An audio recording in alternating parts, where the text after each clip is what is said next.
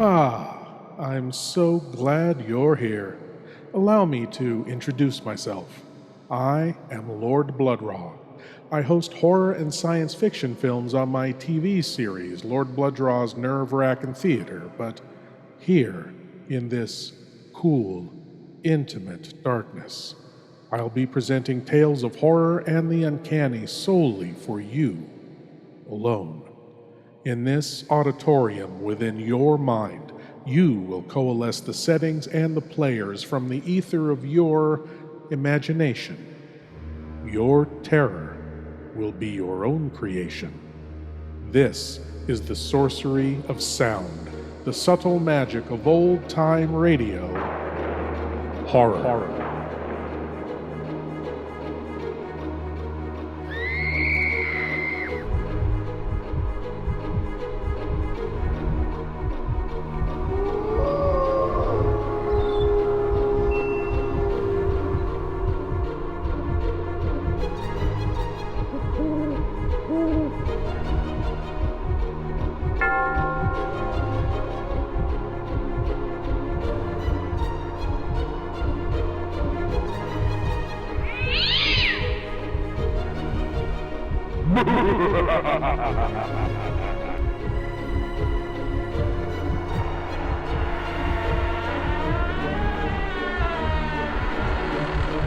Please leave your eyes at the door. You will not need them. This is Lord Blood-Rah's nerve-wracking Auditorium. The feeling that, as you go about your daily life, something dark, something inescapable, is just steps behind you, just moments away from reaching you. Have you ever experienced it? You will. Here, from the Hall of Fantasy, comes the tale, He Who Follows Me. And now, the Hall of Fantasy. Welcome to the Hall of Fantasy. Welcome to the series of radio dramas dedicated to the supernatural, the unusual, and the unknown. Come with me, my friends. We shall descend to the world of the unknown and forbidden, down to the depths where the veil of time is lifted, and the supernatural reigns as king. Come with me and listen to the tale of He Who Follows Me. The Death That Walks? Well, how did he come to get that name? Because people around here have seen him at night. But he's dead. That's right, he's dead. And they've seen him walking. It must be their imagination. It ain't their imaginations, I know. I've seen him myself. What are you trying to do? Frighten us? I ain't trying to frighten you none. I don't have to. He'll frighten you. Old Mr. Thomas, the Death That Walks. Because he'll come for you. He'll come for you. In just a moment, the Hall of Fantasy will present He Who Follows Me. And now for our story. Adapted for radio by Richard Thorne, entitled He Who Follows Me. I have before me the diary of a dead man. He and his wife were my best friends. The words he's written down tell a tale so fantastic it's almost impossible to believe. Yet I know that Bill and Helen Mason lived the last few months of their lives in dread fear of the slow steps that followed them. It is late evening as I read his words. I have come to their house, now so empty, and sit in the large, overstuffed leather chair in the library. Outside, rain pummels against the side of the house. The wind blows the fall leaves from the trees, and the sound of thunder gives vent to the anger of the storm. There's something in the house. A tension. A fear, perhaps. I feel almost as if unseen eyes were watching me. As if someone is here with me, here in this room. And so I start to read his diary, living words from the pen of a man who sleeps forever. March 3rd. Today, Helen and I came across one of those delightful old southern mansions. We decided to stop and make a study of the place. And Helen was especially interested in taking some color pictures to illustrate our lecture series in the fall. Well, I guess no one will mind if we take a look around the place. No, I'm sure they wouldn't. Oh, it's a shame that whoever owns the house and grounds let the place run down this way. It must have been beautiful in its day. I imagine it was, Helen. The house could still be saved, renovated. Beautiful place. Oh, wait a minute. I'd like to get a shot from here. If that turns out, it'll make a nice picture. Helen? Mm-hmm. I wonder what that building is over there. Where? Right over there, just in back of the house. Oh, well, no one's to stop us. Why don't we take a look? All right, let's do. Can't understand why anyone would let the grounds and house deteriorate so. Well, it must have cost a lot of money to run a place as large as this, darling. The real estate office probably couldn't find a buyer. You're probably right. I noticed the other building doesn't seem to be so run down. No. It's in remarkably fine condition. It must have been built a lot later than the house. Seems to be made of stone. Gray I stone. wonder what it's used for. Don't know. Actually, I believe that someone lived in the old house not too long ago, and I think probably the second building was constructed during that time. Well, it's a crime to let a beautiful old place run down like this. Well, here we are. Bill, Yes, dear? it doesn't have any windows. Yes, I noticed that. Seems rather strange. Oh, well, maybe it was used for a storehouse. Oh, look at the door. What's the matter with it? I think the lock's broken. Yeah, you're right. Why don't we take a look inside? All right. The lock's all rusted through. There. Yeah, that does it. And now to see what's inside. Well, there might not be any windows, but there's a skylight that lets in the sun. Come on, let's go in. All right. Ooh, it's so cold in here. So I noticed. Helen, What's that in the center of the floor? that's just what I was going to say. This isn't a storehouse by any stretch of the imagination. It's a mausoleum. That thing in the center of the floor is a sarcophagus. Stone coffin. There's nothing else in here. Just that thing in the center. And yet I feel as if it's crowded. As if there are things here that we can't see. That's nonsense, darling. Hey, look, notice how the sun falls across the head of the sarcophagus. Yes, I wonder if we have light enough to take a picture. I doubt it, but you could try. Well, I might as well if it turns out that... What are you two doing in here? We noticed the lock was broken, and so we came on in. You shouldn't have done that. Why not? We didn't do any harm. I'm sure of that, but he won't like it. Who won't like it? The thing that sleeps in that stone coffin. What are you talking about? Just what I said. You didn't notice the writing over the door when you came in, did you? What writing? You didn't notice it then. That's a shame. Because you didn't know what you was getting into. Getting into? Look, I'm sorry, but I just don't understand. We didn't hurt anything. We're not intending to steal anything. Well, that don't make no difference. He doesn't care what your reasons were. Who is he? They called him Mr. Thomas when he was living. They call him the Death that Walks, now that he's dead. The Death that Walks? How did he come to get that name? Because people around here have seen him at night. But he's dead. That's right, he's dead. And they've seen him walking. That must be their imagination. It ain't their imaginations, I know. I've seen him myself. What are you trying to do? Frighten us? I ain't trying to frighten you none. I don't have to. He'll frighten you. Old Mr. Thomas, the Death that Walks. I think we'd better go, Bill. You don't believe what I'm telling you. That's all right with me. I don't care what you believe, but you listen to what I'm saying now. If I was you, I'd get away from here as fast as I could. Not just from this place, but from the town, from this part of the country. Why? You want me to tell you a little of the story? Yes. All right. Maybe you'll believe me then. Old Thomas came here from someplace in Europe. I say old, but he really wasn't old. Just seemed that way. He brought the house and grounds here and had them cleaned up till the place looked like it was brand new. And he started building this here building. There's something funny about town. There's something in his eyes that make you frightened of him. His eyes, they look like the eyes of a dead man. He didn't act like anyone I ever knew. He was always talking about death. Always telling me he could come back after death. And I was the caretaker then, just like I am now. After this building was completed, I used to watch him at night when he'd come out here. It seemed like he was in some sort of a trance. He'd stay out here for hours. And when he'd come back to the house, his eyes would glisten and shine, so you couldn't hardly look at him.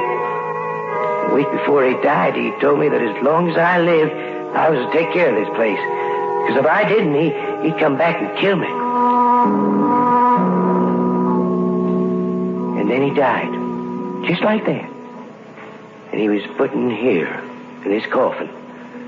And one night, about 2 months later, when the moon was full, I heard a noise. And when I come out to look, I saw the door to this place opening. And him come out in the moonlight. I could hear his footsteps. It sounded queer and hollow-like. And I turned around and I could see his face in the moonlight. Pale and pasty, sick-looking. And those eyes of his seemed like two burning coals of fire. He seemed to be looking at me. And I heard him say, "They have disturbed me, and the moon has awakened me. I shall follow them." That's what he said. And I heard it just as plain as you're hearing me. And then he vanished in the night. Towards morning, I heard his footsteps again. And I heard that big iron door closing. And I knew he was back.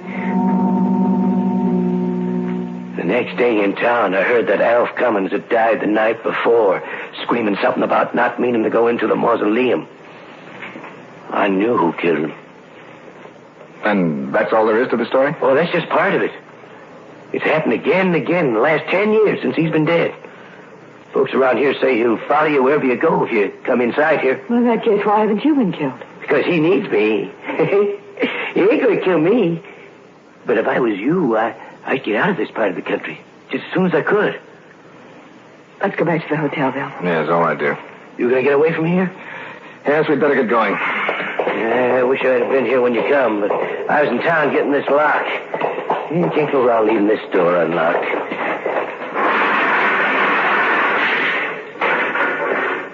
Yes, that ought to satisfy him.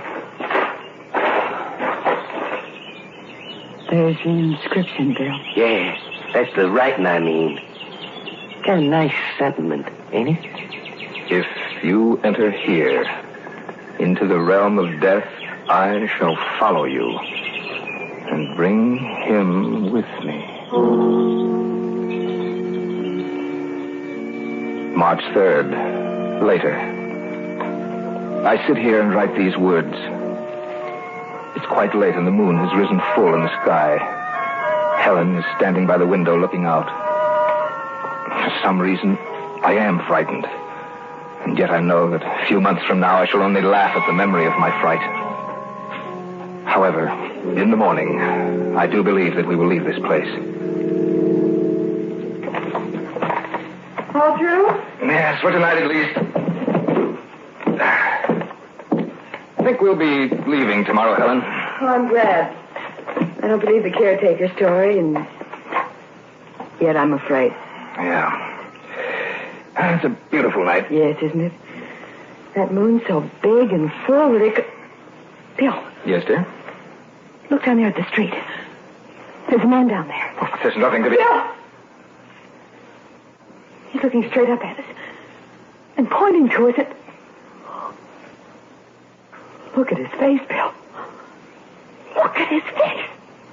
Pale, pasty looking. And his eyes like two burning coals of fire. Back now to our story, adapted especially for radio by Richard Thorne, entitled He Who Follows Me.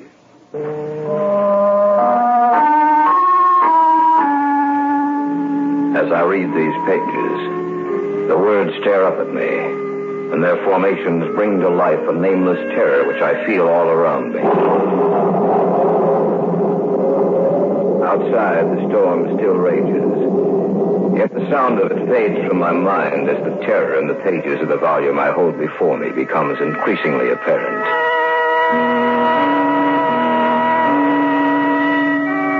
March 3rd. Still later. The man down in the street, whomever he was, left after about 10 minutes. He has given us quite a fright. Where I felt any doubts as to whether or not we should leave this place, they've all been dispelled now. Helen has just gone to bed. I think I shall do the same. If we're going to leave in the morning, you'd better get to sleep, Bill. I want to get out of here as soon as I can. Yes, I was just coming to bed, Helen. That man we saw... Yes? It might be only coincidence. Do you really believe that, Helen, or are you trying to talk yourself into it? I guess I'm trying to rationalize it. And I'm afraid I'm not doing a very good job of it. I don't know what to believe. It could be coincidence, but somehow I'm afraid it isn't. Then you think that... Maybe. No, don't worry about it, Helen. By tomorrow we'll be several hundred miles from here. And I doubt if whomever it was will follow us. They sound just like the steps the caretaker described to us. Yes, but we saw him walk away. And Billy's in the room upstairs. Well, it's probably someone else. It's not, I know it's not. All right. Just a minute. I'll call the desk. This is William Mason in 316. Can you tell me who has the room directly above mine? Clerk's going to check. Yes? Oh, I see. No, thank you very much. What did the clerk say? The room directly above ours is unoccupied.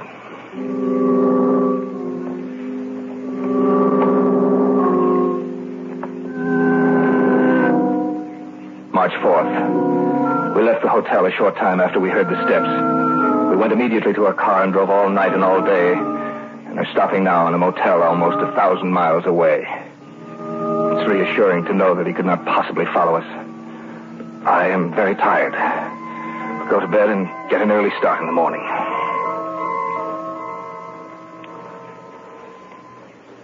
Helen, you asleep? No.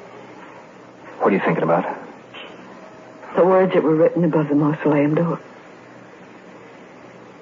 If you enter here into the realm of death, I shall follow you and bring him with me.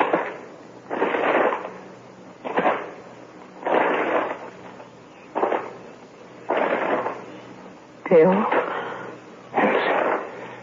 Yes, I hear them too. He couldn't possibly have come this far, could he? I don't know. What's the matter? Your face. Pressed against the window. It's not there now. I was there for just a few seconds. I saw it, Bill. The same man we saw last night outside the hotel. He was right outside the window.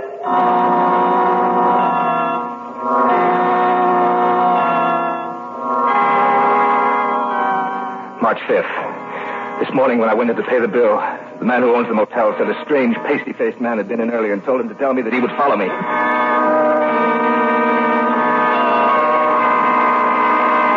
March 11th. It's impossible to get any material together that'll help me in my work. Everywhere we go, he's there also.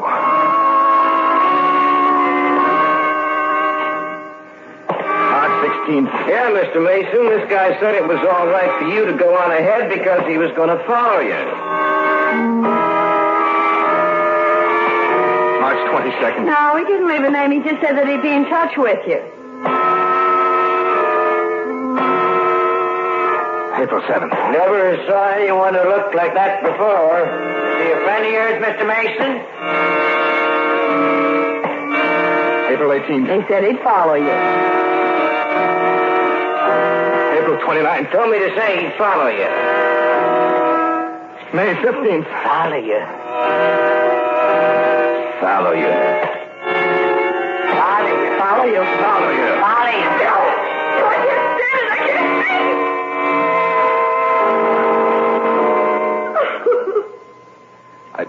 I wish there was something I could do, Helen, but there's nothing. I've done my best, Wilson, but I can't.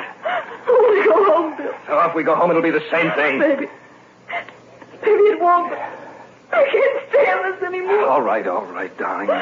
We'll leave for home right away.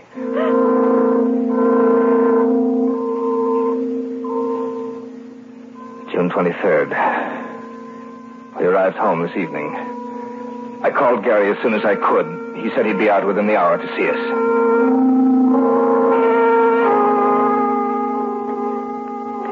He wasn't able to help us in any way.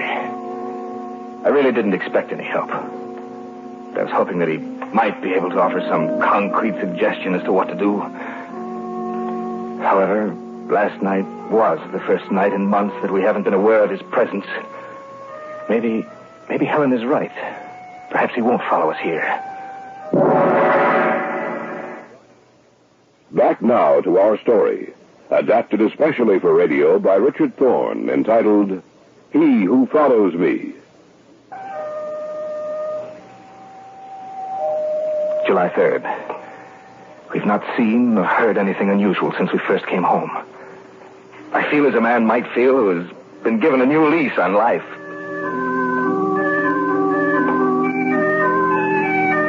July 10th. Still nothing.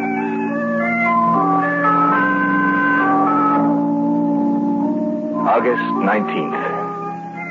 For the past 2 months, a feeling of peace and security has enveloped the house. Helen and I have been able to go around with no sense of danger nor of dread. But last night, that feeling was shattered.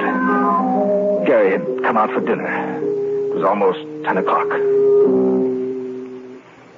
Well, it's about time for me to get along. Oh, it's only 10, Gary. Sure you don't have to go so soon. I'm afraid I must, Helen. Tomorrow's a working day for me. I thought I might be able to get you into a game of chess. Oh, some other time, Bill. Well, next time, don't stay away so long. Don't worry. I think we ought to... Tell me, is someone upstairs? No. Listen. He's back. Who's back? The man we told you about. Those are his footsteps. I'd know them anywhere. I should. I've heard them enough. What are you going to do? Look, will you come upstairs with me, Gary? Yes, of course. You stay here, Helen. Oh, don't go up there, Bill. Don't let him, Gary. No, Helen. This time I'm going to meet him face to face. And I'm going with you. No, you're not. You're going to stay right here. Ready, Gary? Yes. Okay, let's go. Be careful. As careful as we can. If he is up there, what are you going to do? I don't know. We'll find that out when the time comes. Those steps came from the guest room. I don't hear anything. Well, let's see if he's in there. Stand back, Gary. I'm going to open the door. Right. It's empty. There's no one in here. But I heard someone up here. Yes, he was here, but he's gone. I can feel it when he's near me. I know that... Come on. Helen! Helen, where are you? Helen! There she is. In the front room. Helen. What's the matter, Helen? Helen, answer me. She can't, Bill. She's sitting there with her eyes wide open. She's dead.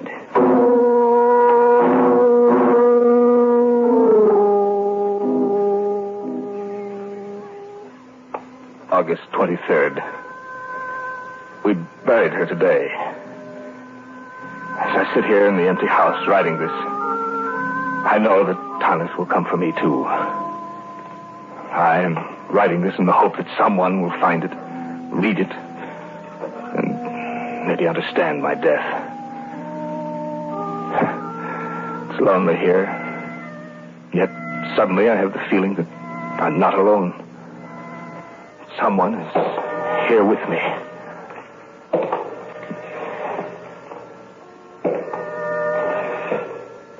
He is here, in this room with me.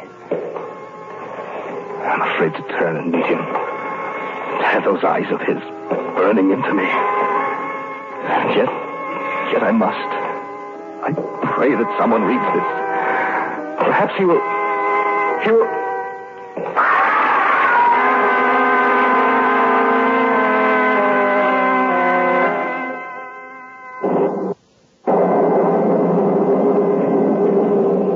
I've read the manuscript in full. The August 23rd entry was the last he ever made. The feeling of creeping horror that runs through the pages has imparted itself to me. And I sense that someone is here with me.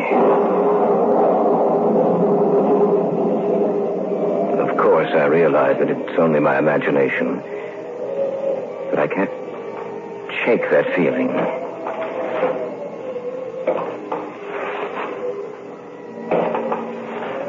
There is someone here.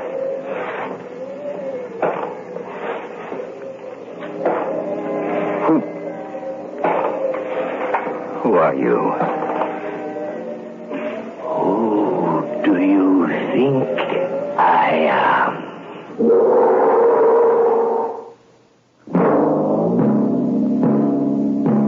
So runs tonight's tale of the unusual, the terrifying, the unknown. Join us again when next we journey down the corridors of the Hall of Fantasy to hear another strange tale of the supernatural. All characters and events portrayed in these programs are fictional, and any similarity to actual events or persons, living or dead, is purely coincidental.